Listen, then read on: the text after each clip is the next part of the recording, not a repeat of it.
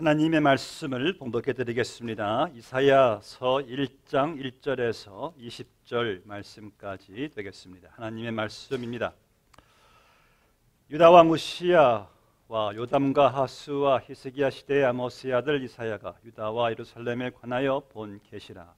하늘이여 들으라, 땅이여 귀를 기울이라. 여호와께서 말씀하시기를 내가 자식을 양육하였거늘 그들이 나를 거역하였도다. 소는 그림자를 알고 나귀는 그 주인의 구유를 알건만은 이스라엘은 알지 못하고 나의 백성은 깨닫지 못하는도다 하셨도다. 슬프다 범죄한 나라여, 허물진 백성이요, 행악의 종자요, 행위가 부패한 자식이로다. 그들이 여호와를 버리며 이스라엘의 거룩하신 이를 만홀히 여겨 멀리하고 물러갔도다. 너희가 어찌하여 매를 더 맞으려고 패역을 거듭하느냐. 온 머리는 병들었고 온 마음은 피곤하였으며 발바닥에서 머리까지 상한 것이 없이 상한 것과 터진 것과 새로 맞은 흔적뿐이거늘 그것을 짜며 싸매며 기름으로 부드럽게 함을 받지 못하였도다. 너희의 땅은 황폐하였고 너희의 성읍들은 불에 탔고 너희의 토지는 너희 목전에서 이방인에게 삼켜졌으며 이방인에게 파괴됨같이 황폐하였고 딸 시온은 포도원의 망대같이 참외밭의 원두막같이 에워싸인 성읍같이 겨우 남았도다. 만군의 여호와께서 우리를 위하여 생존자를 조금 남겨두지 아니하셨다면 우리가 소돔 같고 고모라 같았으리로다. 너희 소돔의 관원들아, 여호와의 말씀을 들을지어다. 너희 고모라의 백성아, 우리 하나님의 법에 귀를 기울일지어다. 여호와께서 말씀하시되 너희의 무수한 재물이 내게 무엇이 유익하뇨. 나는 숫양의 번제와 살찐 짐승의 기름에 배불렀고 나는 수송아지나 어린 양이나 숫 염소의 피를 기뻐하지 아니하노라. 너희가 내 앞에 보이러 오니 이것을 누가 너희에게 요구하였느냐. 내 마당만 밟을 뿐이니라. 헛된 재물을 다시 가져오지 말라. 분향은 내가 가증히 여기는 바요, 월삭과 안식일과 대회로 모이는 것도 그러하니 성회와 아울러 악을 행하는 것을 내가 견디지 못하겠노라. 내 마음이 너희의 월삭과 정한 절기를 싫어하니 그것이 내게 무거운 짐이라. 내가 지기에 곤비하였느니라. 너희가 손을 펼 때에 내가 내 눈을 너희에게서 가리고 너희가 많이 기도할지라도 내가 듣지 아니하리니 이는 너희의 손에 피가 가득함이라. 너희는 스스로 씻으며 스스로 깨끗하게 하여 내 목전에서 너희 악한 행실을 버리며 행악을 그치고 선행을 베푸며 정의를 구하며 학대받는 자를 도와주며 고아를 위하여 신원하며 과부를 위하여 변호하라 하셨느니라. 여호와께서 말씀하시되 오라, 우리가 서로 변론하자. 너희의 죄가 주홍 같을지라도 눈과 같이 희어질 것이요 진홍같이 붉을지라도 양털같이 희게 되리라.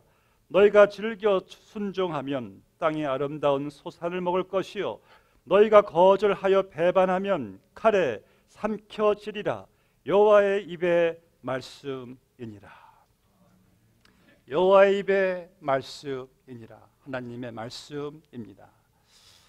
어느 목사님이, 한인 목사님이신데 이 LA의 그 노숙자 경험을 이분이 좀 하고 싶어서 한 며칠 경험을 해보았다고 합니다. 근데 이번에 이제 밤에 잠잘 좀 이렇게 자리를 찾는데 하나 찾아서 누우려고 하니까 어떤 노숙자가 자기가 그 자리 주인이라고 가라고 했답니다. 또 그래서 또 할 수 없이 또 자리를 찾아 나섰다가 좀 잘만한 장소에 또 누우려고 하니까 또 주인 나타났어요. 그 자리가 내 자리라고. 이분이 하신 말이 참 재밌어요. 그 거지 같은 자리도 주인이 있더라고요 라는 말을 기억이 납니다. 제가 어느 그 식당, LA 식당인가 이제 식사하는데 옆에 있는 분이 좀 불쾌했는지 주인장 나오라고 그래. 그러니까 참 주인장은 중요한 것 같아요. 또 어떤 식당은 또 편말이 또 이렇게 새 주인으로 단장함. 여러분, 만약 우리 집에 누가 그냥 불쑥 들어오면은 우리는 황당해요. 내가 집주인인데 허락도 받지 않고 들어오니까. 자, 그래서 어떤 곳이든 무엇이든 간에 주인은 있고 주인은 중요합니다. 그렇다면은 여러분들 인생의 주인은 과연 누구일까요? 내 인생의 주인을 여러분들은 확실히 알고 살아가고 있습니까? 오늘 본문의 2절과 3절 말씀 보시면 하나님께서 이스라엘 백성들을 책망하세요. 그러니까 하나님께서 하늘과 땅이란 배심원을 하나님께서 이렇게 삼으시고 하늘이 땅이 증인이건대 내가 자식을 양육하였거늘 그들이 나를 거역하였도다. 보라, 소도 자기 임자를 알고 말도 주인의 구유를 알건만은 이스라엘 나의 백성은 그 주인을 깨닫지 못한다는 거예요. 이 세상에는요, 하나님을 자기 주인으로 알고 사는 사람들이 있는가 하면은 주인인지 모르고 사는 사람들이 있습니다. 그런데 하나님이 자기 주인 되신 걸 모르고 사는 사람들은 참 여러분들 어리석은 일이죠. 성경에서는요, 우리 사람이 자연을 바라볼 때 하나님의 손을 발견하지 않을 수가 없대요. 천지 만물을 볼 때에 소위 하나님을 믿지 않는 사람들은 과학자들도 이런 말 하죠. 이 모든 보여지는 현상은 모든 이 사물들은 아무것도 없는 가운데 시작한 것이다라는 말을 이렇게 하는데 그것이 또 그들은 그것이 과학적인 지식이라고도 또 말하고 있습니다. 여러분 하버드의 자연과학 그 교수가 그는 무신론자였지만 솔직한 말을 하나 했어요.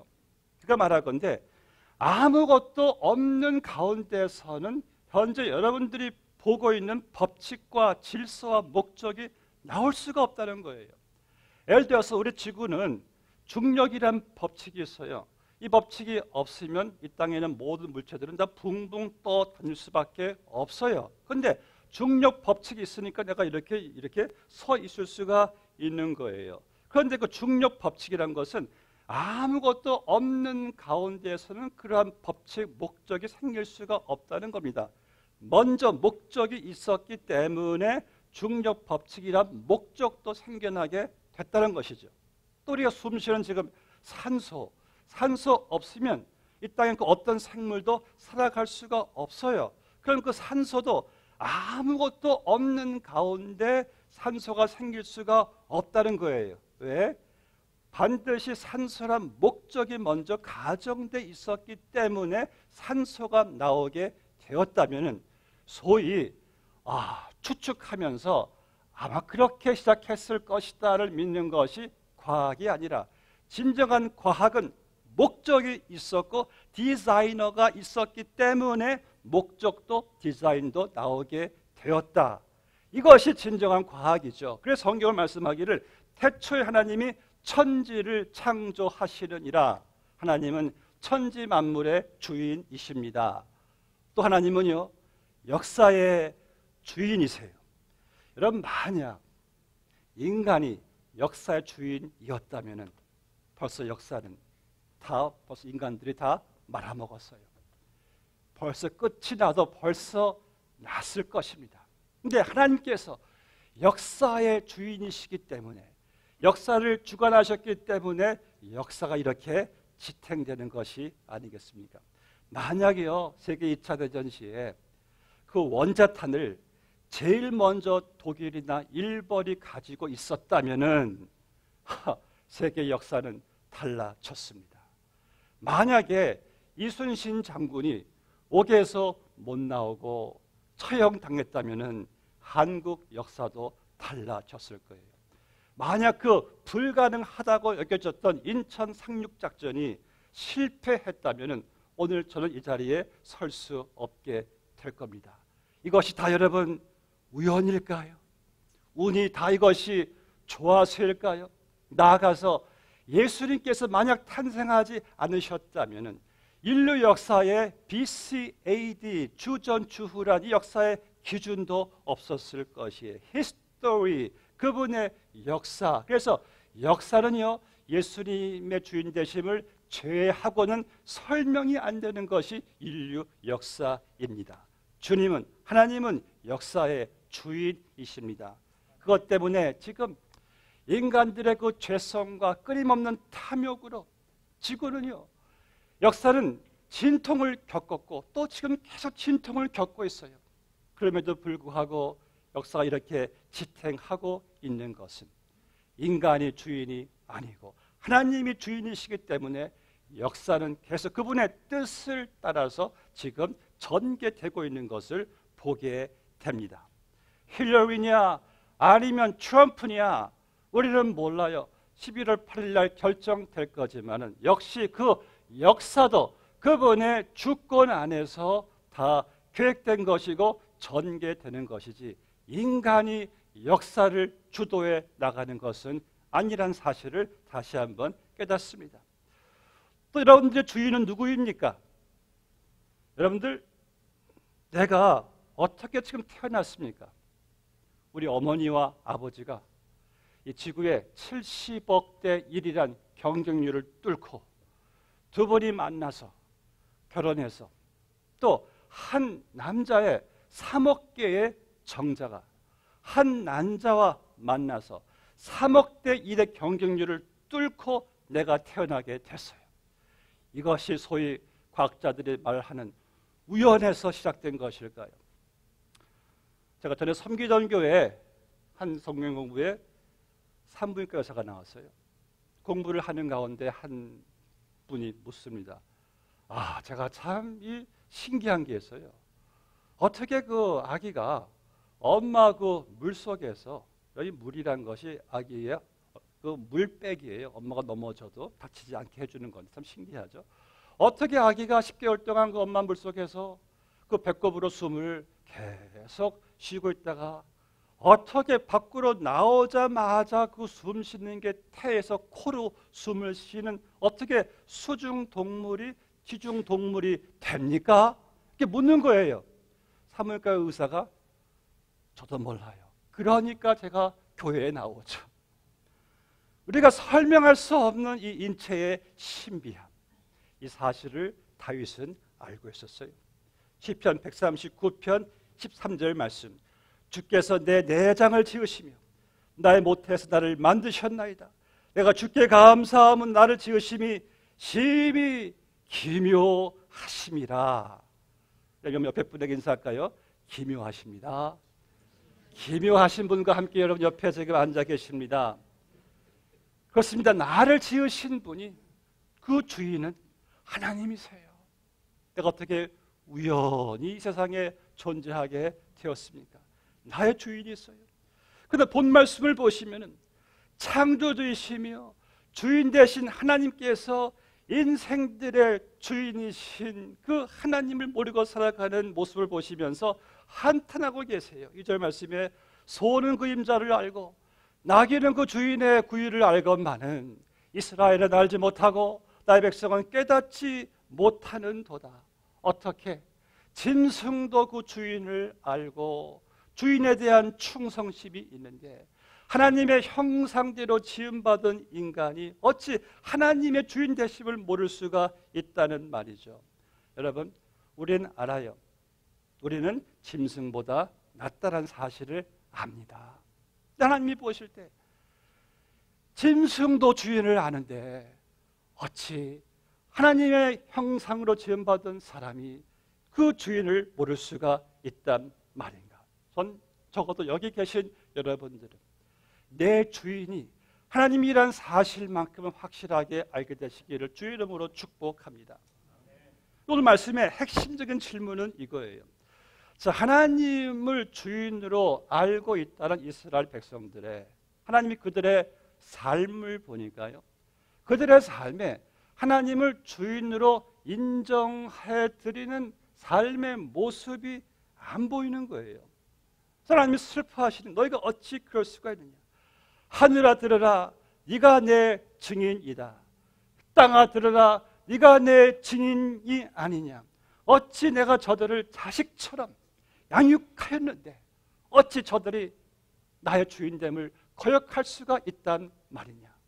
하나님께서는요, 이스라엘아 너 지렁이 같은 이스라엘아, 그들은요 정말 볼품 없었던 유목민들 민족들이었는데 하나님이 그들을 선택하시고 선민 삼아주시고 언약을 맺어주시고 나는 너의 하나님, 너희는 나의 백성, 그들에게 은혜를 부어주시고 그들에게 계시를 보여주시고 그들에게 성전을 세워주시고 하나님께서 그 작은 이스라엘을 세계 강대국으로 세워주셨는데 이들이 하나님께 감사하지 못하고 하나님께 순종하지 못하고 하나님을 그냥 소위 우상들과 바꾸기 시작한 거예요.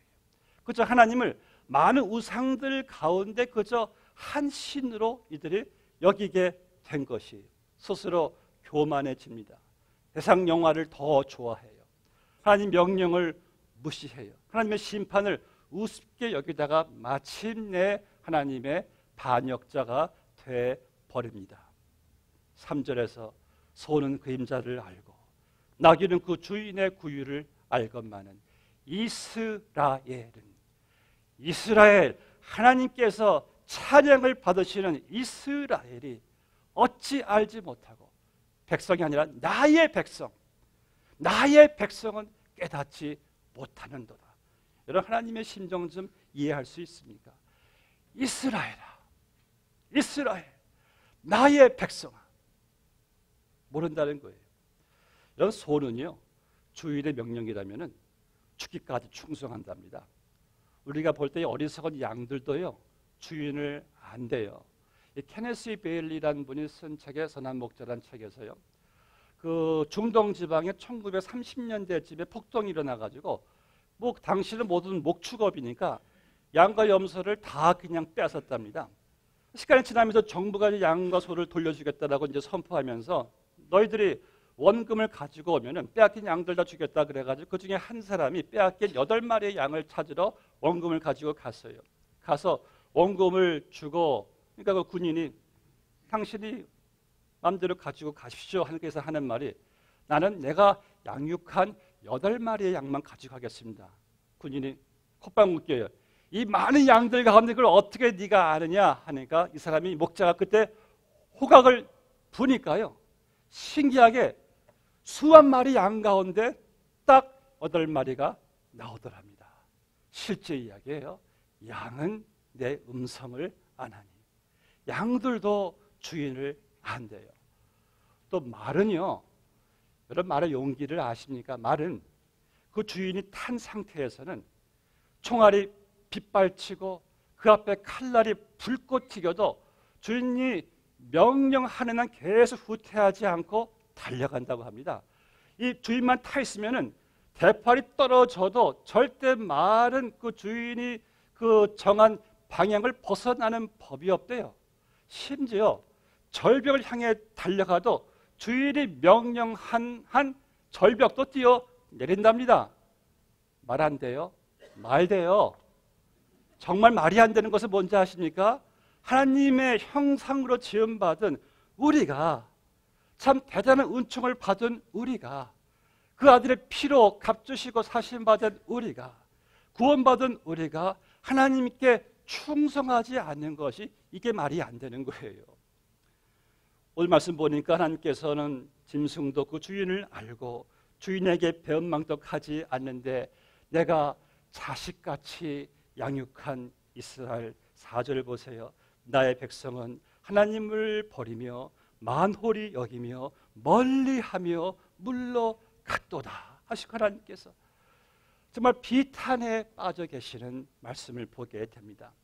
여러분 참 재미있는 것은 11절 말씀부터 보시면은요 이스라엘 백성들이 하나님께 예배는 꾸준히 드렸다는 것을 보게 됩니다.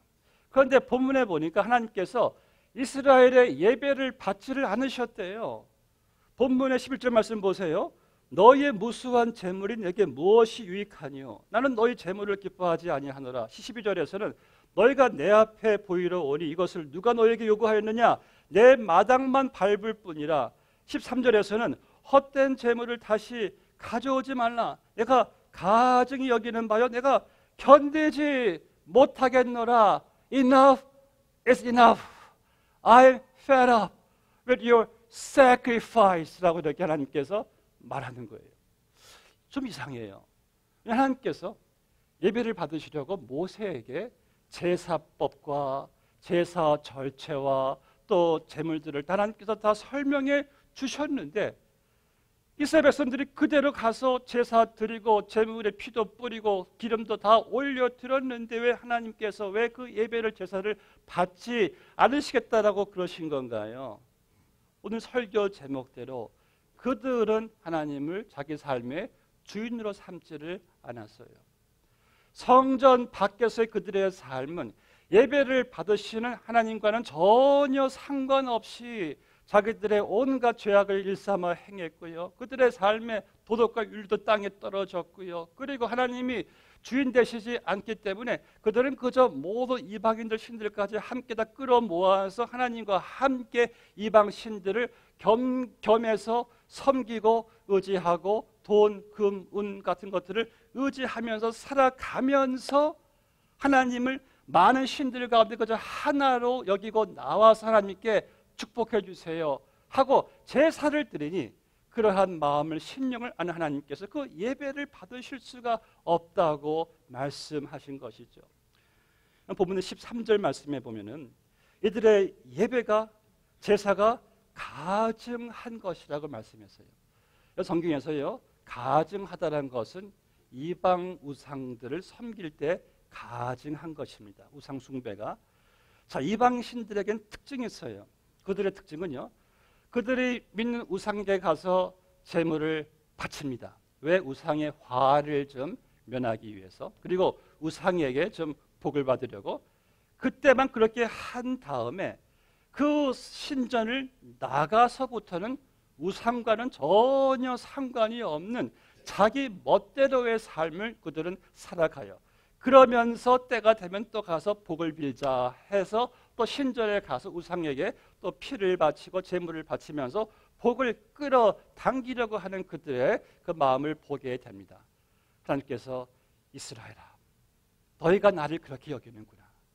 하나님이 너희 삶의 주인됨을 여기지 않고 너희가 주인 되어서 너희들 마음대로 그렇게 살아가면서 나 여호와를 우상과 함께 겸해서 그저 너희들이 복만 받으려고 나의 화만 면하려고 그렇게 나와서 드리는 그 예배가 나에게 무슨 유익이 있겠으며 내가 어찌 그 예배를 기뻐할 수가 있겠느냐라고 하나님께서 말씀하시는 것은 충분히 우리가 이해를 할 수 있다고 봅니다. 이런 창세기 4장에 보니까요, 하나님께서 받으신 예배가 있고 거절하신 예배가 있네요. 자, 가인의 예배는 하나님께서 노했어요. 아벨의 예배는 하나님께서 예스했어요. 왜 그랬을까 보니까 거기에 보면은 아벨과 예배는 하나님께서 받으셨으나 가인과 예배는 받지 않으셨다라고 했어요. 자, 둘 다 보니까 예배란 형식이 있었고 예배란 절차가 다 있었어요. 근데 아벨과 제사는 받아들이게 된 것이 그 예배란 형식 안에 아벨의 삶이 있었어요. 하나님을 믿는 믿음, 그분을 경외하는 믿음, 그분께 감사하는 믿음, 부족하지만 그래도 그분의 말씀대로 살려고 하는 예배자가 그 예배 안에 있었어요. 그런데 가인의 예배는요, 예배의 절차는 그저 갖추었으나 하나님께서 원하시는 예배자의 하나님을 경외하고 그분을 사랑하고 그분을 믿고 그분의 말씀 따라 살려고 하는 예배자가 그 예배 안에 없었기 때문에 하나님이 그 예배는 받지 않으셨다 그랬습니다. 여러분, 예배자가 없는 예배는 예배가 아닙니다. 하나님이 지금 보시는 것은요, 예배당의 화려함이 아닙니다. 그분이 보시는 것은 예배당의 숫자도 아닙니다. 그분이 보시는 것은 정말 매끄러운 예배 순서의 어떤 그 기교도 아닙니다. 그분이 보시는 것은 내 감정을 좀 고조시키는 파이프 올간처럼 그렇게 장엄한 거룩한 그러한 음악 소리도 아닙니다. 그분이 보시는 것은 바로 예배자의 마음을 하나님께서 보시는 거예요. 요한복음 4장 23절 말씀 보니까 예수님 말씀하시기를 하나님께 참되게 예배하는 자를 하나님이 찾으시나니 신령과 진정으로 예배하는 자, 그러한 자를 하나님께서 찾으신답니다. 그런데 우리가 이스라엘 백성들의 예배만 여러분들이 책망할 수가 있을까요? 오늘날의 예배는 어떨까요? 우리가 하나님에 대한 뜨거운 어떤 사랑과 뜨거운 감사 없이 그저 주일이 되어서 습관적으로 그냥 내가 그냥 밀려와서 드리는 그런 예배는 좀 아닐까요? 찬양을 드리는데, 예배를 드리는데, 말씀을 듣는데 내 마음속에 어떠한 그 전혀 뭐 동요함이 없는 그런 예배는 또 아닐까요? 저는 섬기던 교회예요. 잘 알고 지내셨던 장로님이 한 분 계시는데, 이분이 그 빌 클린턴 대통령 4년 임기 때에 하여튼 매해 대통령 백악관 만찬에 초대를 받으셨는데, 근데 이분들의 말씀을 들어보니까 정말 그 한 번 초대 받으시면은 그 네 분이 준비하는 것이 대단하다 못해 제가 혀를 내두를 정도예요. 가령 오늘이 백악관에서 대통령과 만나는 만찬이다 하면은 이분들은 6개월 전부터 그냥 그 날을 바라보면서 그날에는 모든 액티비티, 모든 스케줄 다 캔슬 다 해버리고요. 그리고 그 네 분이 최고의 양복과 최고의 드레스를 다 맞춰 놓는다고 합니다. 그리고 얼굴도요, 메이크업도 거진 신랑 신부 수준으로 이렇게 다 한다고 합니다. 근데 제가 참 더 기가 막힌 것은 적어도 백악관에 차가 딱 내릴 텐데, 우리를 태운 차가 적어도 롤스로이스쯤은 돼야지. 당시 30만 불 이상의 그분이 차를 샀어요. 제가 그때 너무 장로님 심하십니다, 그 말을 안 한 게 너무 후회가 돼요. 근데 이분이 하신 말씀이, 목사님 근데요, 그 만찬 안에서 저희들은 조금 멀리 좀 떨어져 앉았지만은 그 멀리 대통령 뇌가 웃으면서 얘기하는 모습 보면 그 마음이 그렇게 흐뭇하더래요. 제가 하는 말씀이, 우리 미국 잘 왔죠? 그러시더라고요. 사랑하는 성도 여러분, 한낮 백악관에 대통령 하나 보러 가는 것도 그렇게 자기들의 마음을 설레이게 하고 감동을 주는데, 여러분들은 만군의 하나님께 예배드리러 나오는 이 자리에 어찌 우리의 마음에 감동과 감격이 없을 수가 있겠느냐는 말씀이죠. 아니, 6개월은커녕 단 하루도 이 날을 위해서 우리가 여러분들 준비하는 것이 얼마나 큰 기쁨이 될까요? 예배의 가치는 하나님이시죠.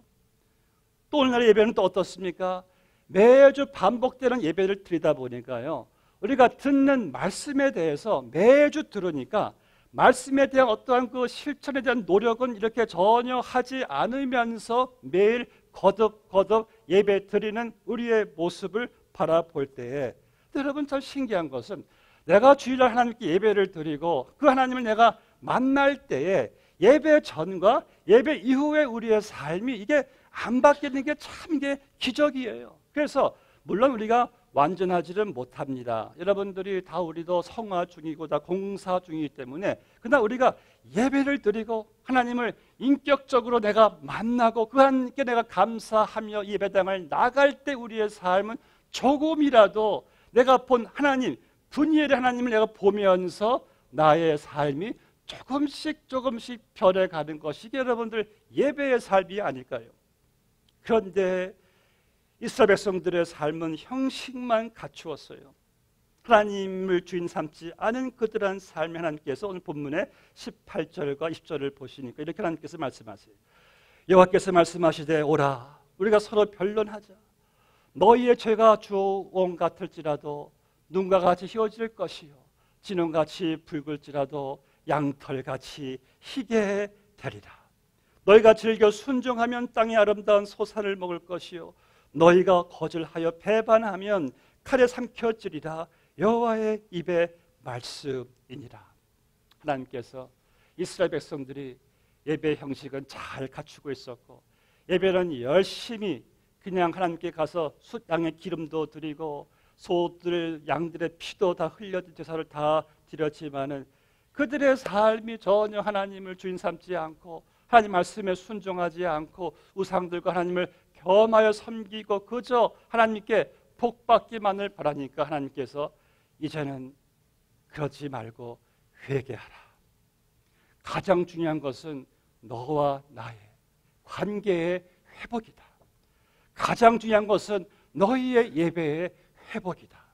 그 죄가 아무리 주홍 같을지라도 진홍 같을지라도 내가 희게 해주겠다. 그리고 나에게 순종하면은 이 땅에서 너희가 아름다운 열매를 보게 될 것이다. 사랑하는 여러분, 구약 백성들이 드린 예배는요, 그림자의 예배, 그림자. 그들의 예배는요, 하나님께 성전에 나아가서 제사를 드리잖아요. 짐승 제사를 드릴 때 그 짐승들은 이제 훗날 예수님의 십자가의 희생에서 뿌려질 피를 바라보는 그저 그림자적인 예배예요. 그런데 다윗은요, 그런 예배도 너무 기뻐해가지고 내가 왕궁에 거하는 것보다도 주의 성전에 문지기라도 있는 것이 자기는 기뻐하겠다는 거예요. 왜? 예배가 너무너무 좋으니까 평생 성전에서 다윗은 살고 싶대요. 그런데 여러분들의 예배는요, 완성된 예배예요. 그 당시에는 성전 뜰에서 하나님께 예배드렸는데 감히 누가 지성소에 들어갑니까? 그런데 우리는 예수의 십자가의 피의 보혈로 말미암아 지성소가 열리고 그의 은혜 보좌 앞으로 담대히 나아가서 하나님께 아바, 아버지라고 부르는 이 예배에 어찌 우리의 예배가 다윗과 비교할 수가 있겠습니까? 여러분들의 예배는 얼마나 감격과 은혜의 감사가 넘치는 예배이어야 합니까? 그리고 어찌 우리가 그런 하나님을 충성되게 섬기지 않을 수가 있겠습니까? 한 이야기를 말씀 맺겠습니다. 스코틀랜드에 가시면 에딘버러 시리예요. 처음으로 세운 개 동상이 하나 있어요. 개 동상. 개 이름이 바비란 개인데 충견비라고 하죠. 충견비.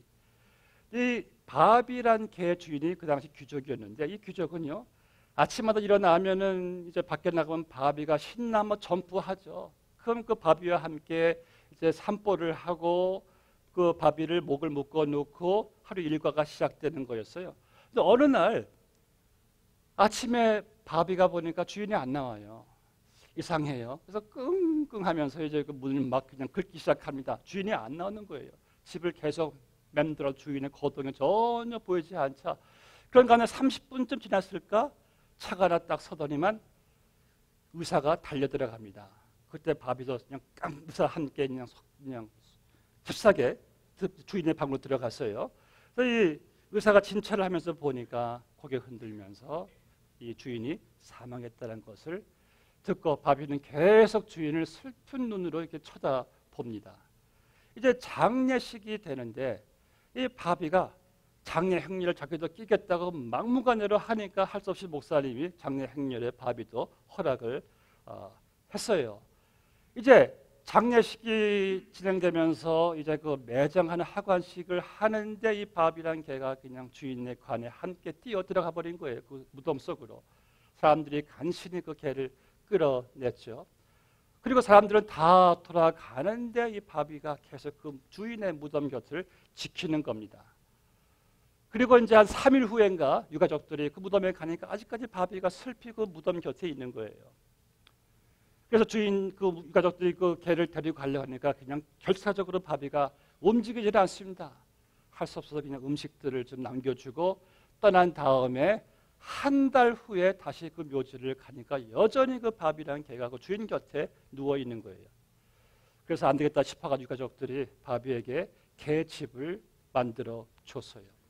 그렇게 해서 1년이 지나고 2년이 지나고 3년이 지나고 7년 지나고 10년, 14년이 됐을 때 바비가 주인 곁에서 죽습니다.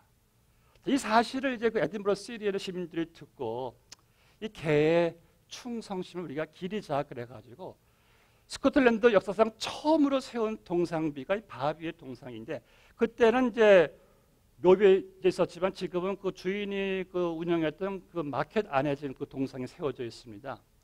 참 재미있는 것이 저 인터넷 들어가 보니까 이런 말이 있어요. 거기를 많이 찾는 사람들이 하는 말이 있대요. 우리가 개만도 못한 사람이 돼서는 안 되고 적어도 개만한 사람은 되자라는 말을 이렇게 했다고 합니다. 저는요 그 얘기를 들으면서 생각했어요. 주님, 자기를 사랑하는 주인을 위해서도 저렇게 죽기까지 충성하는 비천한 동물 개가 있는데 저는 주의 종이라고 하면서 주님께서 자기의 목숨까지 버리실 정도로 저를 사랑하셨는데 저는 주님께 얼마나 지금 충성을 드리고 있는지요. 사랑하는 성도 여러분, 오늘 설교 제목이 인생의 주인입니다. 우리 하나님 말씀하세요. 슬프다 나의 백성이요, 소도 그 임자를 알고 나귀도 그 주인을 알건대 내가 자식처럼 양육한 너희들은 나를 주인으로 삼지 않고 거역하였도다. 여러분들의 주인은 누구이십니까? 그 주인께 우리도 충성을 바치시기를 주의 이름으로 축복합니다. 함께 기도하겠습니다. 아버지 하나님, 하나님께서는 우리의 주인이 되셔서 지금까지 한 번도 우리를 거역하신 적이 없으셨고 우리가 그렇게 하나님을 주인으로 모시지 않았을 때도 인정하지 않았을 때도 하나님은 주인으로서의 최선을 다해 주셨습니다. 온갖 책임을 다해 주셨습니다. 약속하신 대로 하나님께서는 예수 그리스도를 십자가에 못 박아 죽게 하심으로 그 피값으로 우리를 구원해 주시고 지금까지 우리가 살아올 때에 하나님께서는 주인으로서 필요한 모든 것들을 한 번도 하나님께서는 외면하지 않으시고 우리에게 다 채워주셨습니다. 주와 같은 주인이 이 세상에 어디 있겠사옵나이까. 주여, 우리의 주인이 마귀가 아닌 것도 감사하고 내가 아닌 것도 감사합니다.